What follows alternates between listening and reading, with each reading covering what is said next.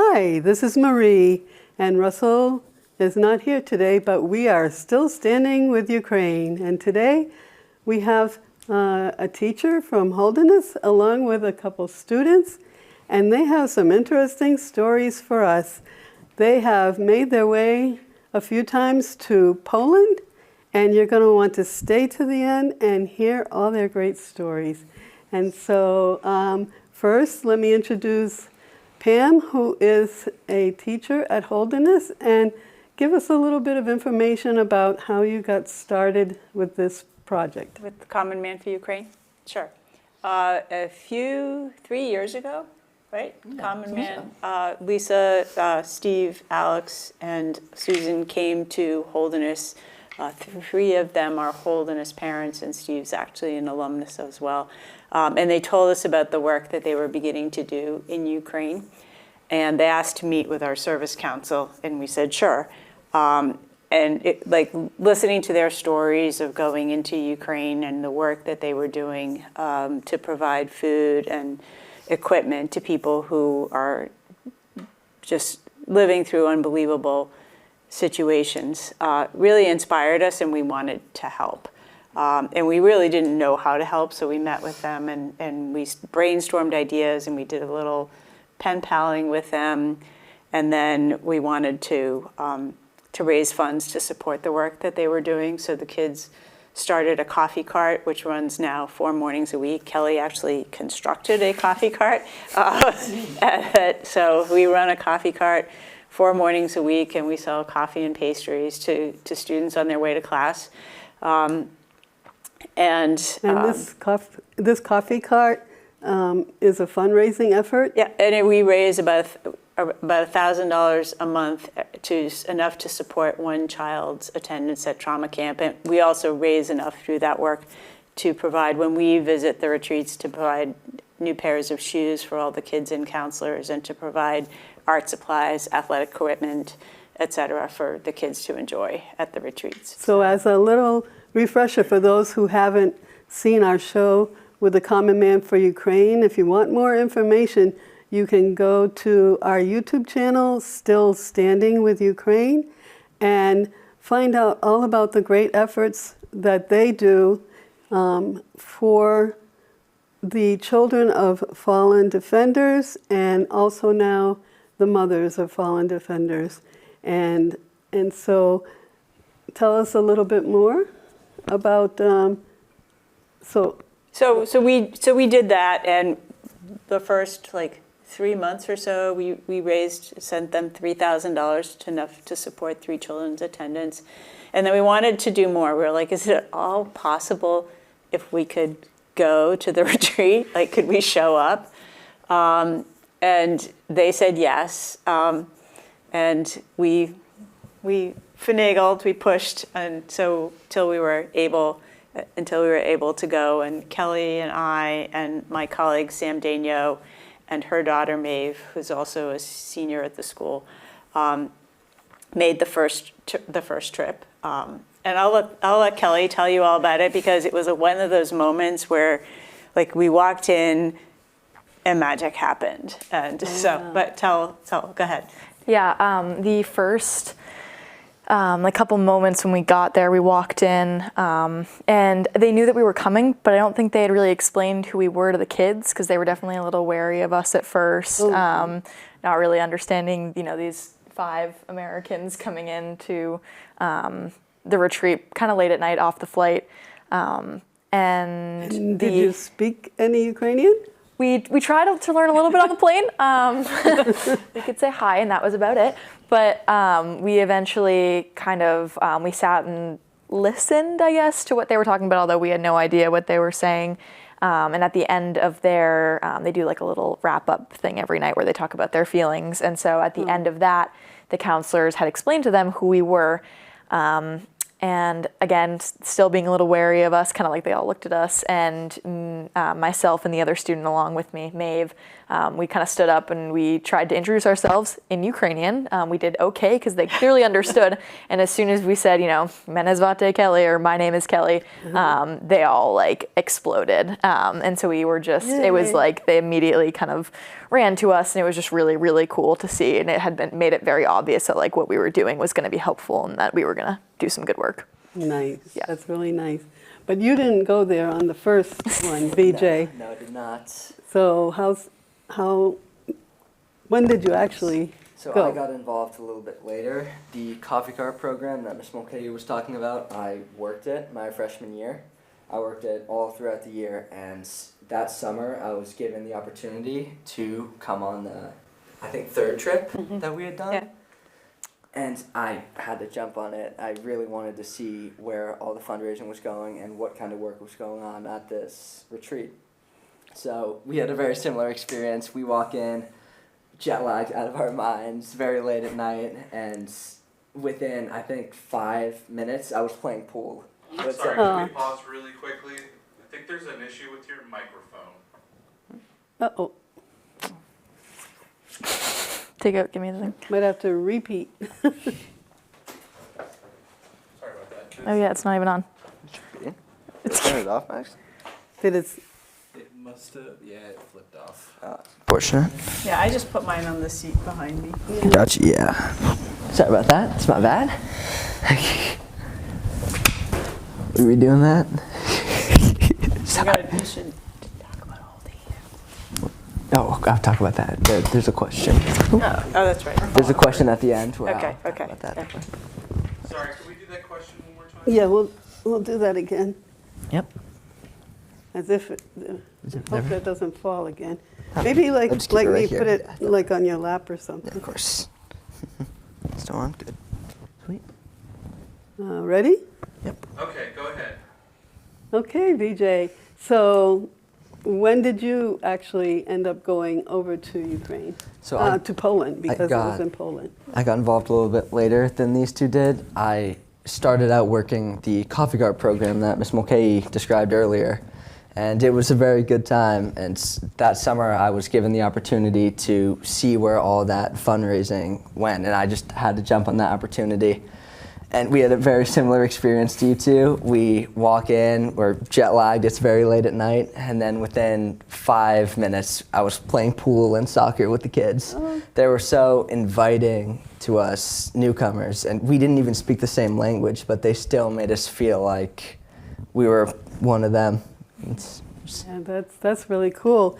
And so you said you started doing the cart when you were a freshman? Yes, So what year are you now? I'm a junior now. And you're a junior now? And I built the coffee cart the beginning of my sophomore year, and I'm now a graduating senior in a couple days. So wow. yeah, And you've been to Poland how many times? I've been twice. Twice? And you, Kelly? I've been 4 times. 4 times. Wow. So you must have a lot of stories for us to hear. Oh yes, plenty. Do you have a very eventful story you can tell us right now? And maybe we can get to some more, maybe this time or in another time? Yeah. Yeah, I'd say again, that first night that we were there when they kind of erupted was just incredible. After they kind of like started warming up to us, it was very clear how giving they were, despite all that they've been through. And I think that was something that was almost like shocking to especially Maeve and I and Miss Mulcahy, Max, Miss Danielle, was that like immediately they were running up to their rooms and grabbing little keychains for us and bracelets. And I keep all of that stuff. I wear some of them.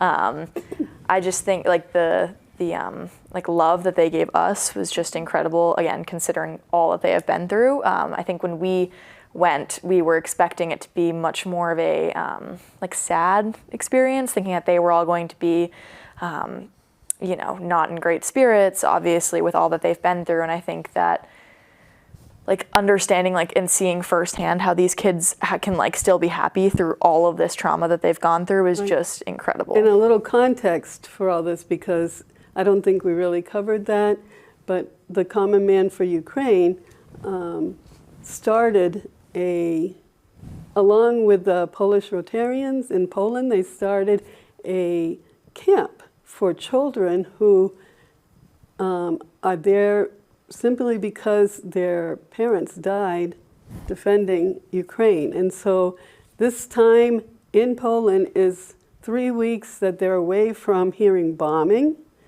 3 weeks that they have some counseling, and 3 weeks they get to play with other people, young people, where they can have a little bit of fun for a while. And more recently, Common Man for Ukraine also takes the other week and has a time for the mothers, for the women who lost their husbands defending Ukraine. So this is a rotating experience for different groups of people. And in the beginning, it was a little hard to get it going simply because of so many children that are stolen by Russians. And so there was a lot of trepidation. People didn't want to have their children sent over there. A few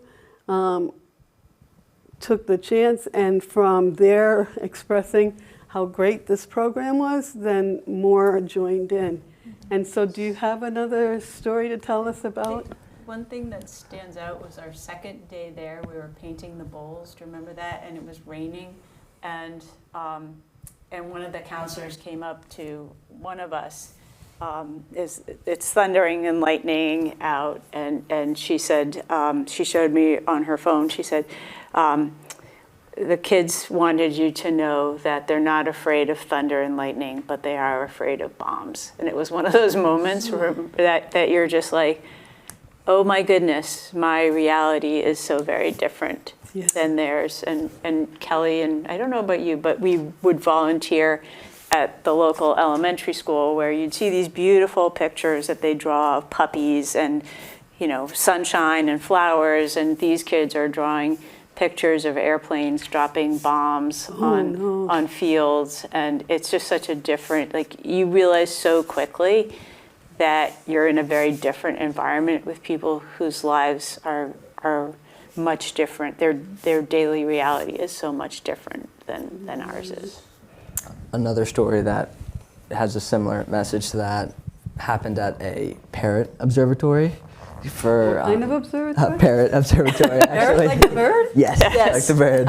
We can show pictures after this. No, it was not. So essentially, we would just, with the kids, we would go into this exhibit. They would hand us cups full of food, and we would walk in and have parrots land on us and eat the food. Oh, wow. And for me, it was terrifying. I'm not gonna lie. Really? Having a bird land on your But shoulder the kids is nerve-wracking. love it. The little Ukrainian kids So love it. some of us went out a little bit early. Me and one other kid came out early because she was also scared. And I was talking with my friend to the counselor, and we were describing that we were scared because the birds were terrifying. And then she told us over Google Translate, I guess so, yeah, but you want to know what's actually scary? And then she showed us a picture of her house on fire in Ukraine. And it wasn't meant to be cruel or anything. It was just a reality check that showed us how grateful we should be to fear things like parrots and not just bombs and taking things for granted. That's a really good story.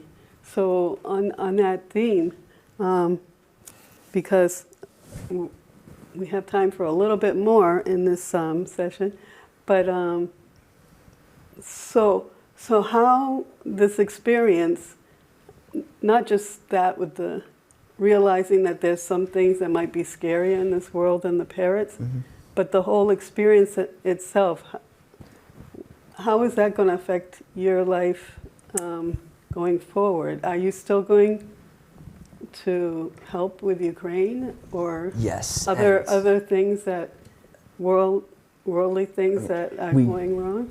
We realized instantly, my group, when we left, that we had to do something greater for these kids. So we made a vow to each other that we were going to attempt to pay for a full session of the Common Man camp. It is not cheap. It is roughly $40,000 for an entire session for 30 kids plus counselors plus room, board, and food. That's not So we set out to raise as much as we could, and I'd say in about 2 months, we actually hit that goal. Us six, Kudos we for raised you. $40,000, yes. Yes. And we're not done there. Our only goal is to allow these kids to have the same experiences that we've seen our friends have at that camp. It is a very rare experience for these Ukrainian children to be able to get out of the war zone, and for 3 weeks, even for just a short period of time, Yeah. to not have to worry about bombs, not have to worry about not getting food, and just being able to go to water parks, go to trampoline parks, have fun with kids their age, and worry about things that kids should worry about. Right. It's so good.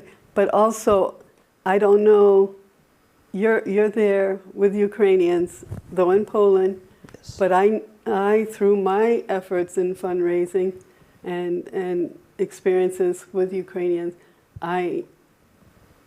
and interviewing others here too as well, we hear so much about how Ukrainians appreciate even a little bit Yes. of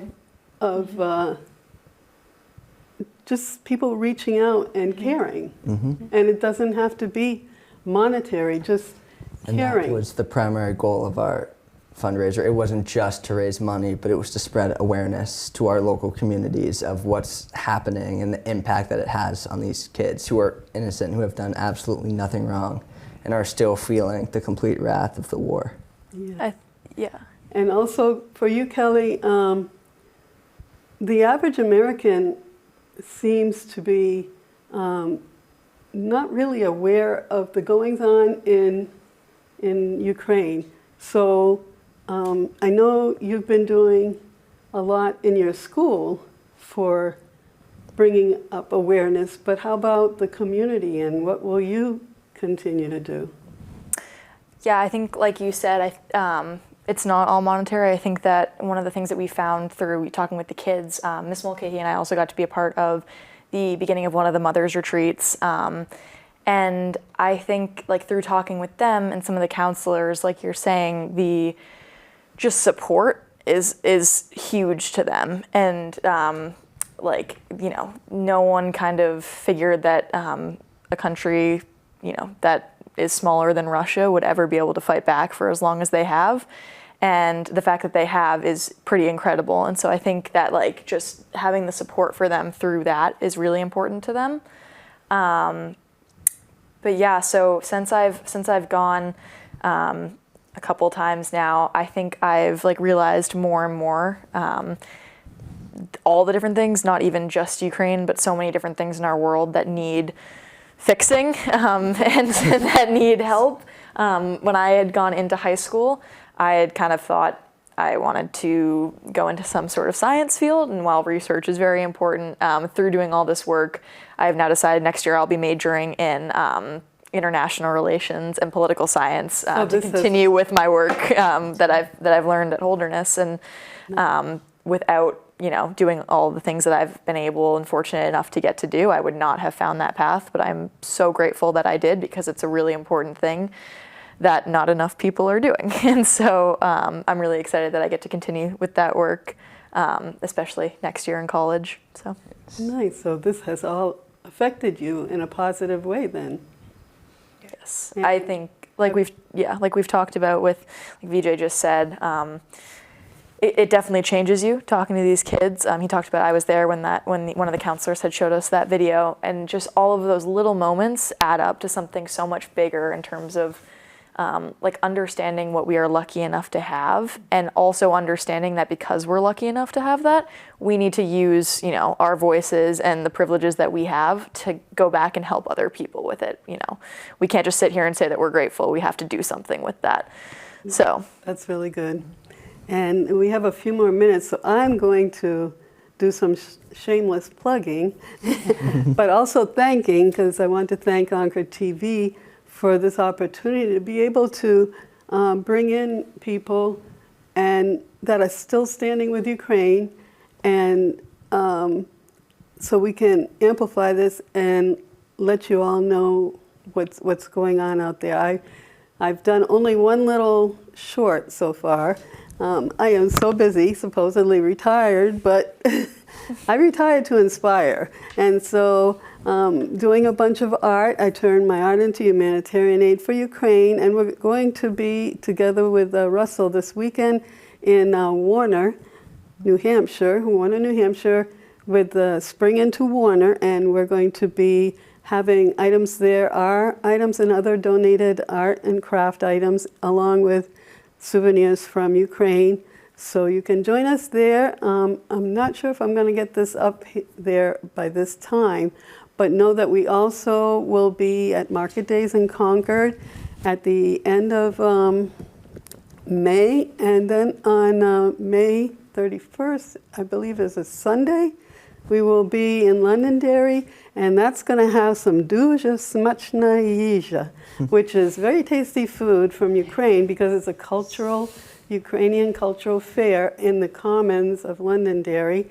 And so there's going to be some vareniki, or a lot of people call them pierogies, and borscht, and ice cream. Everybody loves ice cream. And then we'll have all kinds of art and crafts and Ukrainian music. It's going to be hopefully a nice day. And so I want to let you know that you can see this show also besides on Concord TV. You may be watching this on our YouTube channel, Still Standing with Ukraine. And please hit the like and share. And also subscribe to the channel and hit the bell so that you can be notified when we do another. And I also put this show on a string, so if you continue to watch, you'll see some of our other shows. And thank you for still standing with Ukraine. Glory to the Ukraine and glory to the heroes.